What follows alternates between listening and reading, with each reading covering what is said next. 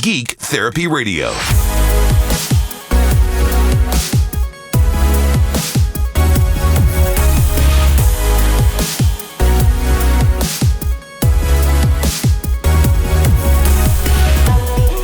Welcome to Geek Therapy Radio. Got your mental curator, Johnny Hemberger, and again, this evening I have the great Jeremy Benson. Jeremy, how you doing? The great. I like that intro. The great Jeremy Benson. Did I say Benson or Benson? I said Benson. I'll take either one. I mean, you get the general idea. The great Jerry Benson with me right now. I'll respond to it. Okay, so if someone was shouting it in a crowd, you would at least perk up. Is that you talking to me? No, so the other day we were talking about, you asked me if I had a budget of, let's say, $1,500, and I was buying a guitar. I was in the market for a guitar. The interesting question was, would you buy a used guitar for, let's say, $300 or so, and then use the rest of the budget to swap out components and fix it up and get it the way you want it, versus spending $1,500 on a brand new guitar that's complete, all set up, and valued at $1,500. So to narrow it down even a little bit more, so an Epiphone Les Paul versus a Gibson Les Paul. So if you get an Epiphone Les Paul for $300, and then you can soup it up with the rest of the budget, or just get the Les Paul, the legit OG Les Paul, right out of the gate for $1,500. And so before I give my answer, what do you think you would do? And we talked about it yesterday, but just for listeners, because it was interesting. And I've already made up my mind on this, and I feel like it's a good reason. So, you know, my goal is to get a whole bunch of different types of guitars, all for different sounds. And I've noticed that, you know, you can get yourself a used Epiphone or even a brand new one for the one I'm shopping for about $600. And I'm thinking to myself, you know, the idea is you can get the body. The idea is to get this nice thick body, which is a Gibson or an Epiphone. And then if you're replacing it with these super quality parts, a brand new bridge, we're talking a new nut, good strings, locking tuners, pickups. I mean, just pickups, replacing everything and getting it professionally done so that even the action and everything is just in perfect shape. Or, you know, a Gibson, which unfortunately right now is having trouble with their name because their quality and their control is just not doing too well. But let's say you could luckily find yourself a $1,500 Gibson that was actually in perfect shape and it was one of their good ones. I mean, I'm thinking I would want to get the one like an Epiphone that would get all the parts replaced because I know it's going to be at its most perfect. Right. And the tuners and everything is as good as it can possibly be. You won't be fighting anything to get the sound that you're aiming for. Yeah. And I would agree with that. I would absolutely agree with that. There are other instances to where, yes, I would want let's say, you know, I may want a $1,500 American-made Stratocaster versus a $700 made in Mexico for whatever reason. I just want, like, you want the name. I want the legit. I want the U.S.-made Stratocaster on my wall, part of my collection. Maybe if you're sponsored by them. If you're sponsored by them, right. So yes, I guess for me, it would come down to, and this is something I didn't mention to you yesterday off air, Jeremy, but if I didn't have any guitar yet, well, actually, I need to rephrase that, because if I didn't have any guitar yet, I would not at all advise going out and buying a $1,500 guitar if you've never played before. Of course. Or you're just a beginner. That's absolutely... You gotta learn. It's ludicrous. Right. So, assuming I already have... let's say I already have a Stratocaster, a U.S. American Stratocaster, and now I'm looking for another guitar, and I don't necessarily want to spend another $1,500 on a one-and-done Gibson Les Paul. I agree that I would get the Epiphone version and then start souping up the hardware. Make it a Frankenstein where you're just putting all the parts and pieces in it. But not even just Frankenstein, but like Frankenstein to where it's the exact monster that you want. Not just, let's put these parts together and hope it comes alive.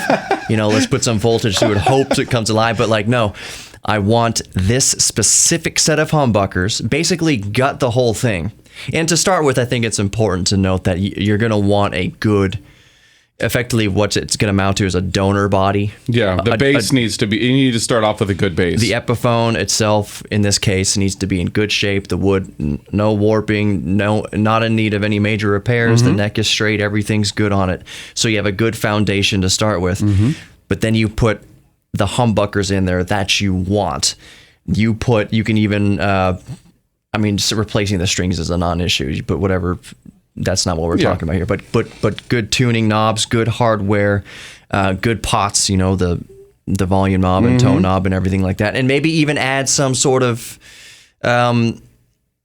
it might be sacrilege to say, but if it's what you want, it's what you want, and you can do it. Add some built-in sort of effects. They make these knobs that have their multi-function knobs. Yeah, I've seen those. Multiple impedance outputs, all sorts of.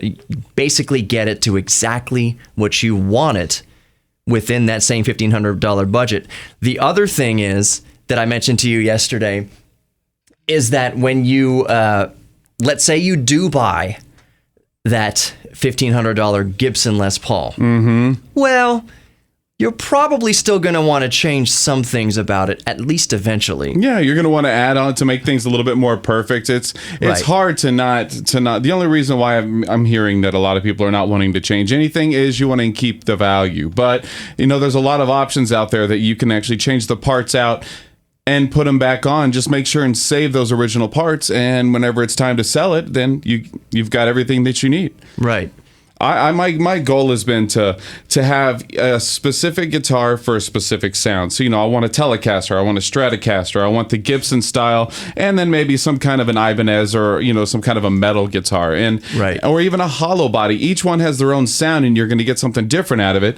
But I don't always believe in buying the most expensive guitar, some $3,000 new Gibson Les Paul, and are you really going to get that $3,000 out of it? I mean, that's another question to ask. Right, and to wrap it up, it all depends on where you're at in the process, like where you are as a musician, where you are with a budget. If you're in the spot where you can spend $3,000 per guitar to get the specific sound you want, that's one thing. But if you don't have a limited amount of guitars and you want to get the most mileage out of whatever you buy, I think we both agree. We'll end it here. We'll get the three. Get that $300 Epiphone and just build it up. Turn it into a beautiful Frankenstein. Yeah. More Geek Therapy Radio coming up. Don't go anywhere.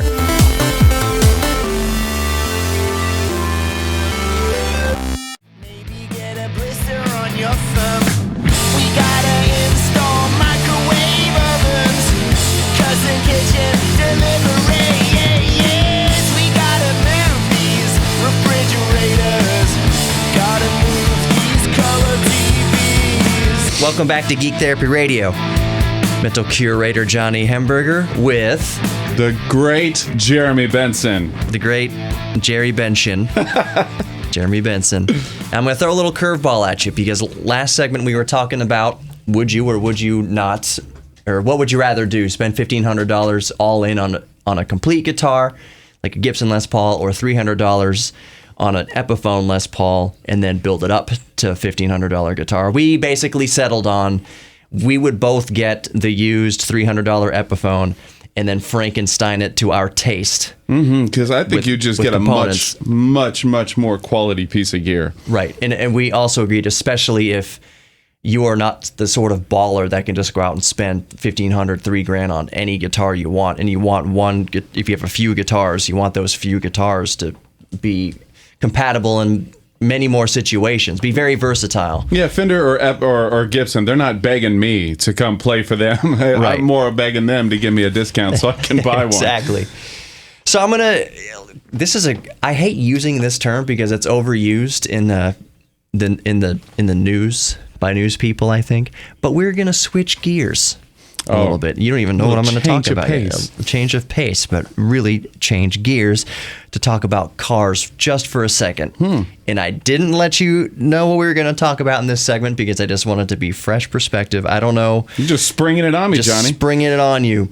So I was reading an article I mean, I read several articles about cars and electric cars and classic cars and all sorts of stuff. I like cars. I appreciate, especially classic cars. I appreciate classic cars, and I appreciate state of the art.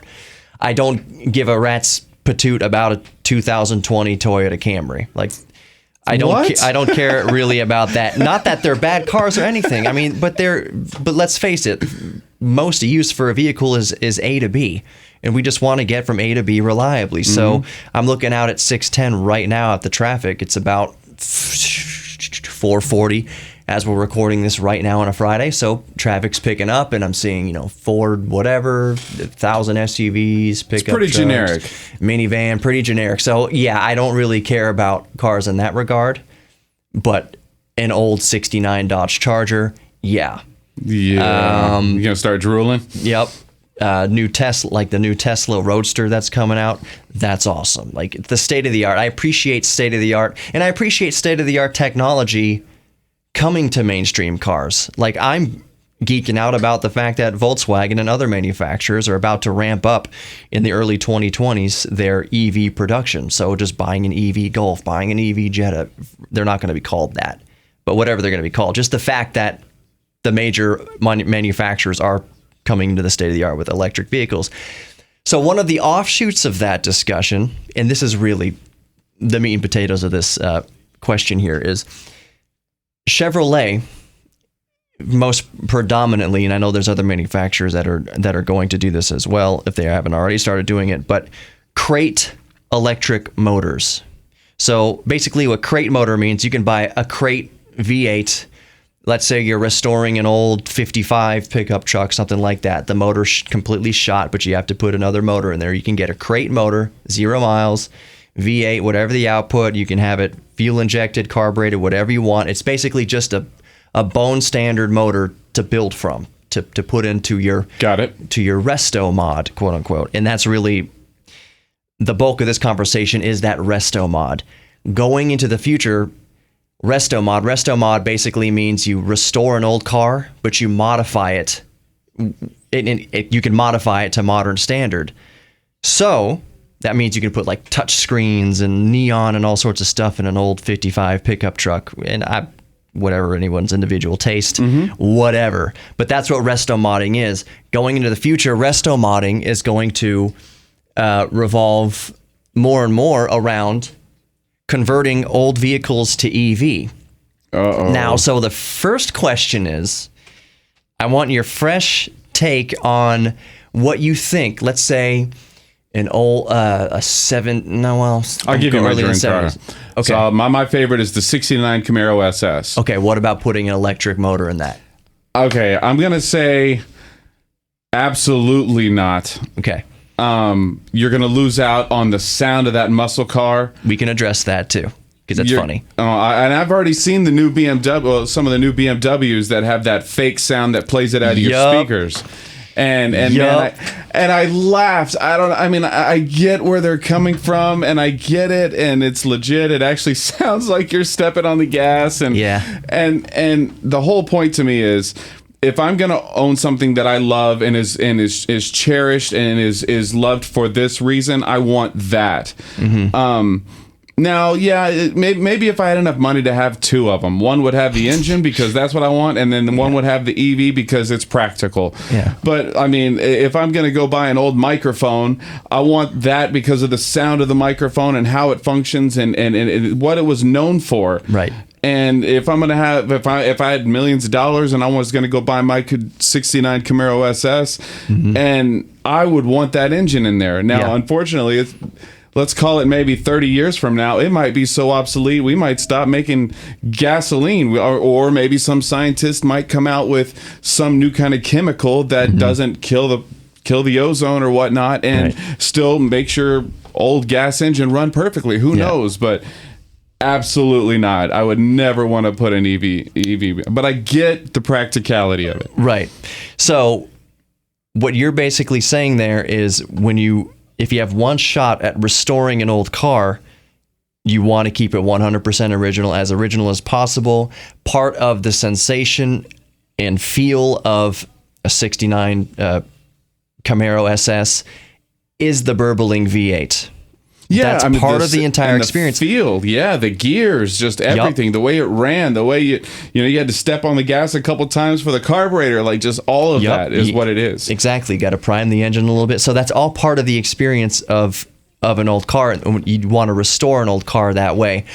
So let's pretend that you are resto modding it and you are modifying it with an EV motor inside. Here's the question, and you touched on this right at the beginning of your explanation, was that some EVs and some like hybrids and whatnot will pump in fake engine noise to simulate the sound of a V8, the sound of a V6, whatever you want.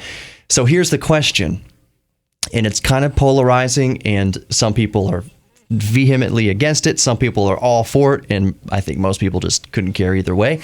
But so let's say you put the EV motor in there. Would you, at that point, miss the burble of the V8 enough that you would want to pump in a fake V8 sound, if it means that you can select which engines you want? So I want the sound. I want the sound of a Ferrari V8, a small block Ferrari V8. I want the sound of a 350 Cleveland motor. Whatever, you can just dial it in to taste. That's hilarious. And the acoustics are so good that even though it's artificial, it would more or less sound the same. It'd convince you. Your heart would die a little bit knowing that it's not really there.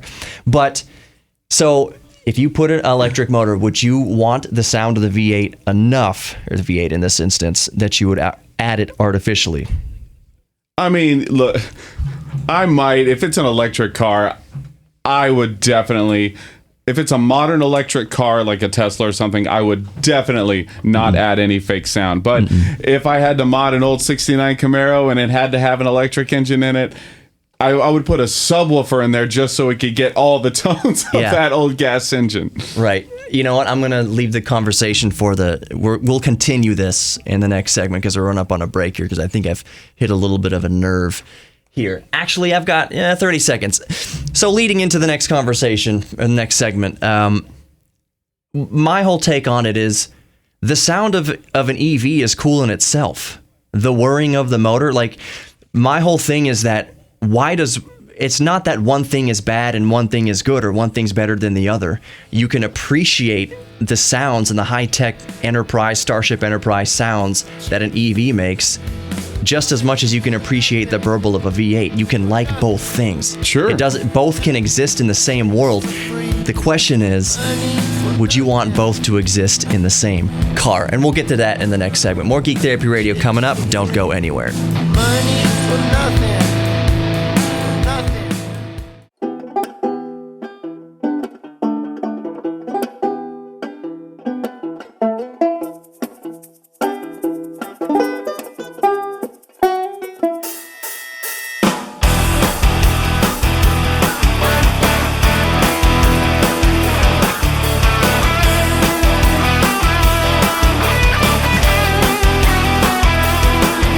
Welcome back to Geek Therapy Radio. I'm your mental curator, Johnny Hemberger, joined by Jeremy Benson. By Jerry Benson. and we were talking about resto modding old cars and whether or not would the sound of an EV drivetrain be cool enough on its own, or would you want to at least add the option of artificially pumping in real engine noises? Well, real engine noises is not real engine. You can sample it from a real engine, sure. But so you have your 69 Camaro SS. You have converted it to EV. Would you want to put in fake engine sounds? Yes. In that car. Yeah. In that car. Because that's what it was known for, and I'm trying to replicate it. Right. Now let's talk if it was a modern car. That looks like a little spaceship, and am I going to want that to sound like an old 69 Camaro SS? No.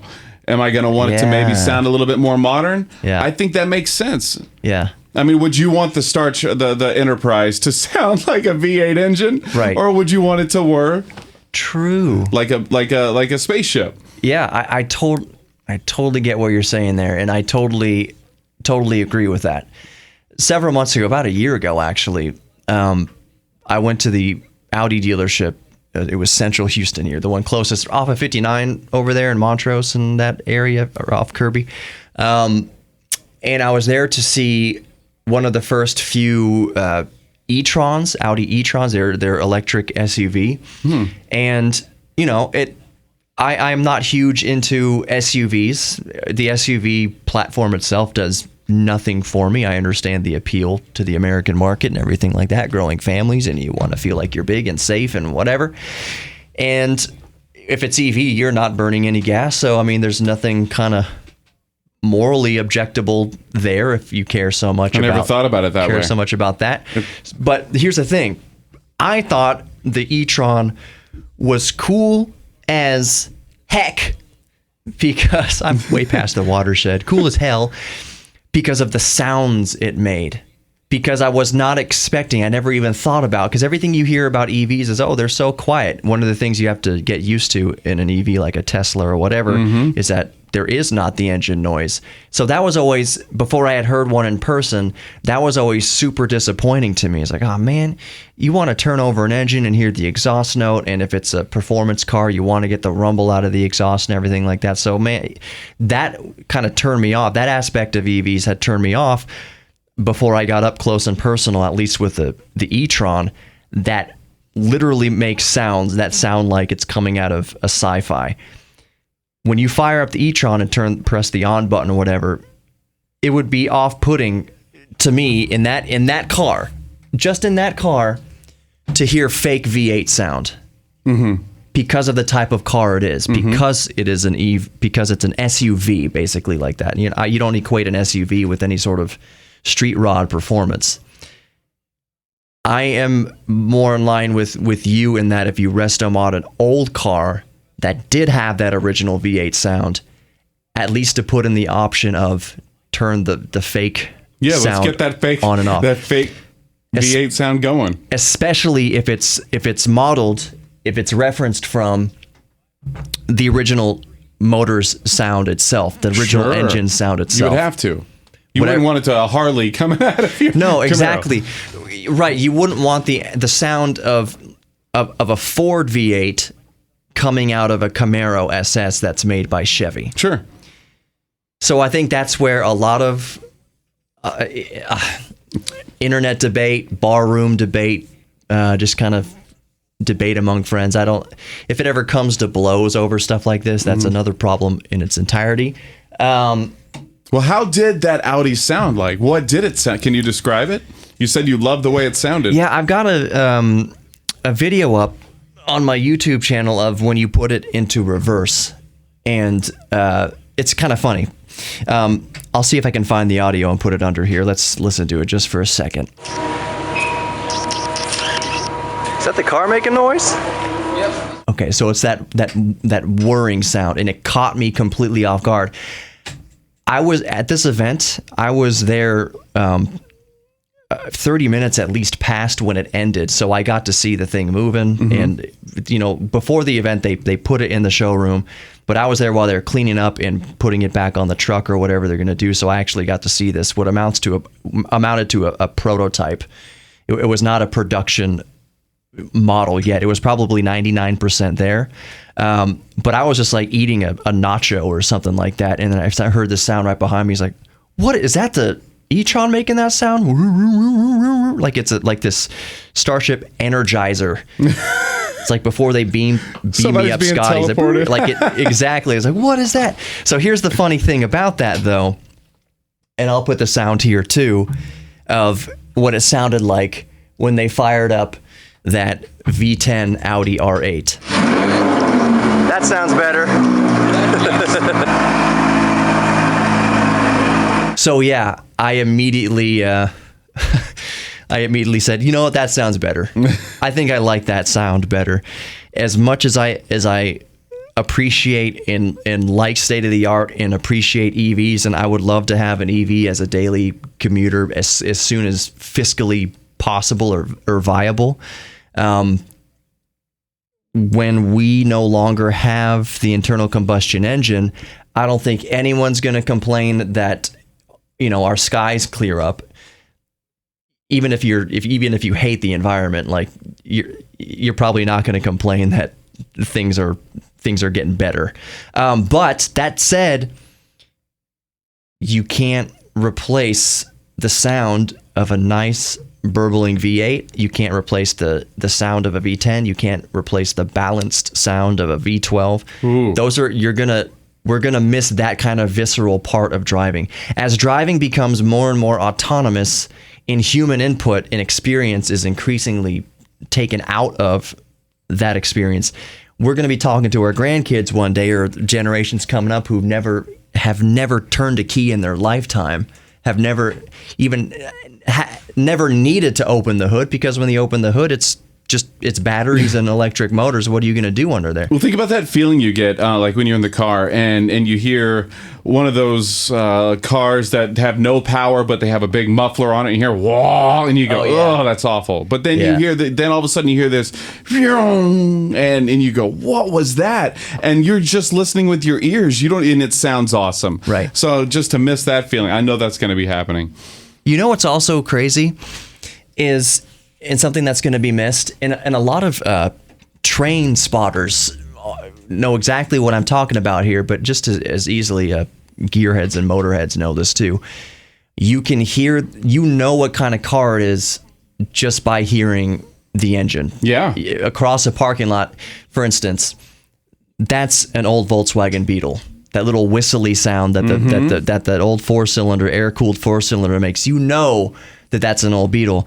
Strangely enough, I also know the sound of Nissan. I have no draw towards a Nissan or Infiniti or anything like that. They don't float my boat. I mean, if they want to give me a free car, sure, but I have no emotional connection to Nissan. But strangely, I know what their 3.5 and 3.7 liter six-cylinder sounds like. Wow, of all things, Nissans. Of all things, because my brother had a G35 coupe or a G37 coupe, 2004, and I think that was one of the first kind of modern-ish performance cars I ever drove. So, and I had to borrow it for a few months for some reason. I think he went on vacation somewhere or did something. He was gone, and I had to take care of the car. So I got very familiar with that engine sound because I was around it so much, and now I can just hear it when someone fires one up across the parking lot. Oh, that's a G35. That's a 3.5 cylinder Nissan engine. And that's one thing that's going to go away in the future. Because it's all going to be electric. It's just going to be whistling by, and you're just going to hear the air. Oh, and that the tires. Wind, right. That wind noise sounds like a Tesla Model S. I can hear the drag. Yeah, but you know what is going to happen as we close out the segment here is that, honestly, there are some artificial noises, yes, that EVs add, especially at low speeds, so that pedestrians can hear it. These low tones, these whistles, these high-pitched sounds, whatever. It's all unique to each car. So yeah, I think around the city at low speeds, you're gonna hear the Toyota noise. You're gonna hear the sorry, I gotta do a thing over here. Down right there. You're gonna hear, oh, that's a Toyota, oh, that's a Honda, oh, that's a Chevy, oh, that's a whatever, just based on the little pedestrian. Or you're going to hear the birds chirping finally, because it's going to be so much more quiet around here. Exactly. More Geek Therapy Radio coming up. Jeremy Benson is my guest. Don't go anywhere.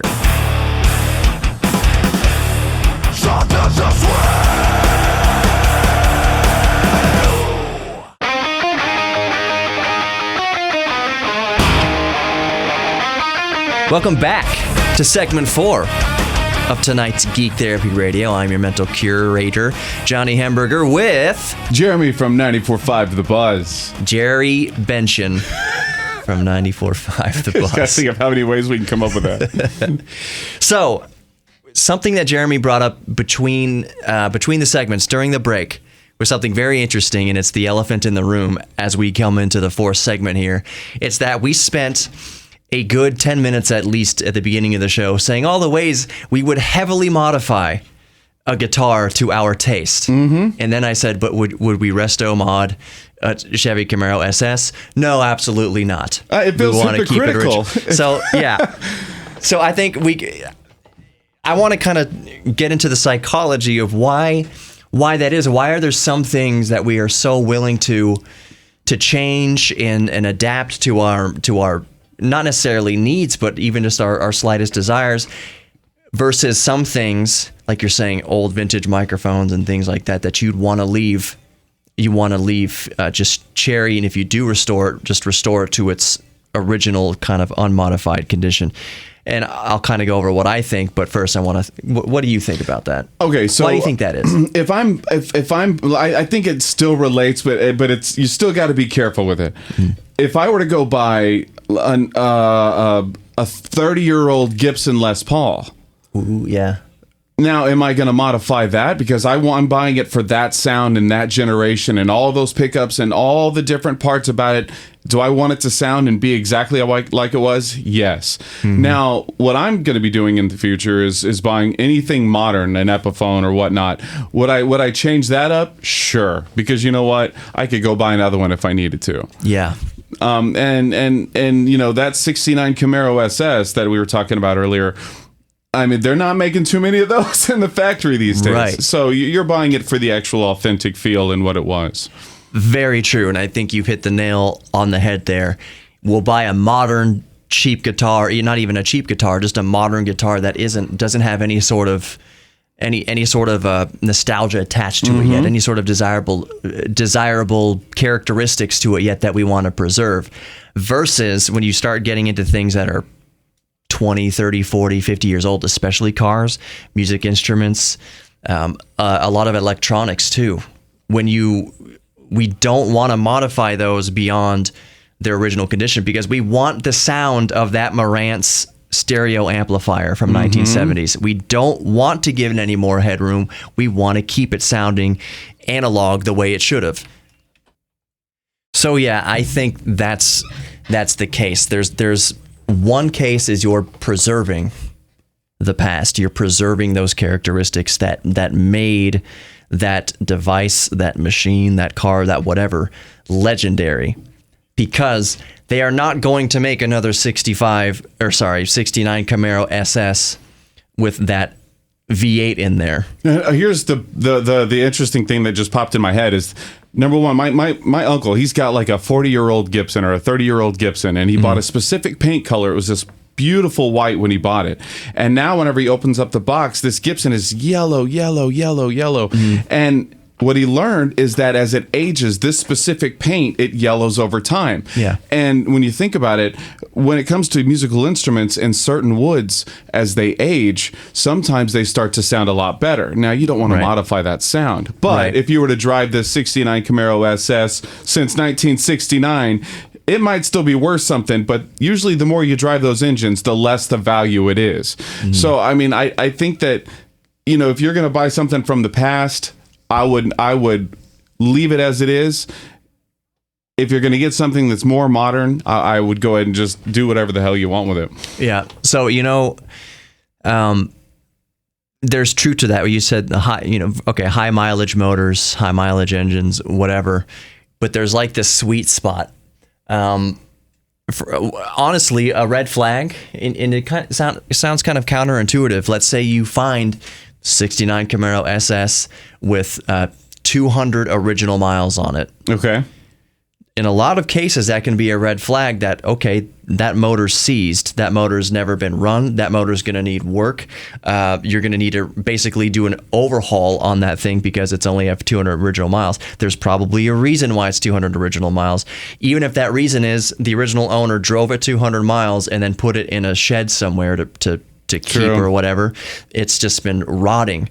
Versus a car that has just the right amount of miles on it to tell an interested buyer that this car has been driven regularly, it's been maintained, but it hasn't been abused. So a 69 Camaro SS with 400,000 miles on it, you know, maybe that's not going to be the one that fetches the top dollar. But a 69 Camaro SS with 20,000 miles on it, something to where I just got goosebumps. Look, I'm gonna show you. Right up through the radio there. Yeah, so that's what I'm saying. It's kind of funny that there's that butter zone, and I would imagine that that would kind of carry over to, let's say, guitars as well. A Gibson Les Paul from 1963 that has been lovingly cared for and played often, but maintained for that many decades is going to be all that more appealing. So I'll just wrap up my thought with there's a lot of value in knowing that the previous owner took that care of it, took that much care of that car, gave it that oil guitar. change, or gave it that yearly, gonna take it into the shop and get it some love. And I'll tell you also, from a seller, let's say I ever, God forbid, came to the point where I needed to sell the DeLorean. One of the biggest factors in all of that is knowing that it's going to go to a good home. And I think that aspect of it, at least for a seller, is so critically important that I would be willing to negotiate much further down on the price when I know that it's going to a good home. Rather than just somebody that's willing to pay a whole bunch of money just to take one piece out of it and throw the rest of it in the trash can. Exactly. So let's say you have a guitar that you've just loved. It's your first guitar you ever bought on eBay when you were in 7th grade or something like that. And would you, let's say you have an instrument like this, Jeremy, would you be willing, do you think it would be more of a factor in negotiating that you'd give the buyer a better price when you know that they would really, really appreciate it versus exactly like someone you said, some fly-by-night guy who's, it's interesting, you would charge that guy more, wouldn't you? I mean, you're emotionally attached to it, so you have love for it, and you're wanting it to still be loved whenever it disappears. Yes, absolutely. Now, if I need crack money, then I got to get as much as I can. Right. See, that's another component to it. It's like at the end of the day, really, how desperate are you? You're going to have to get what you can get for it. But I'm saying if I had all the time in the world. So I do have a car for sale right now, and it's that 2000 Toyota MR2 Spider. It's not very expensive, and so I've got it listed for like $3,500 or something like that, and that's negotiable. I've come down way on price with it for some people that I've talked to. They've never shown up. That's the other thing about privately selling stuff is it's a flake fest. But I've agreed to come down way lower than I ever thought I would negotiate down to because it's some guy who's just like really into it. Oh, this is one of my bucket list cars, man. This is just a dream, but I'm so strapped for cash. Would you be willing to meet me at this price or whatever? The typical Craigslist buyer. Craigslist stuff. And you know what? And if they work the heartstrings enough, I guess. If I believe them, let's say I meet them face to face, I'm willing to come down on a little bit because I know that it's going to a good home, and it's not. We're wrapping up here. It's not that I'm attached to this car. It's just knowing that it's going to go to a good home. Yeah. Makes you feel good about it. It makes you know that car that you're doing something for a good cause. Yeah, it makes total sense. And I would do the same thing. Exactly. Be good to yourselves and others, my geeks. We're all geeks about something, so embrace your inner geek. Know that you are worthy of love, both giving and receiving love. And I'll see you on the podcast. Download the podcast, Geek Therapy Radio. Go get it.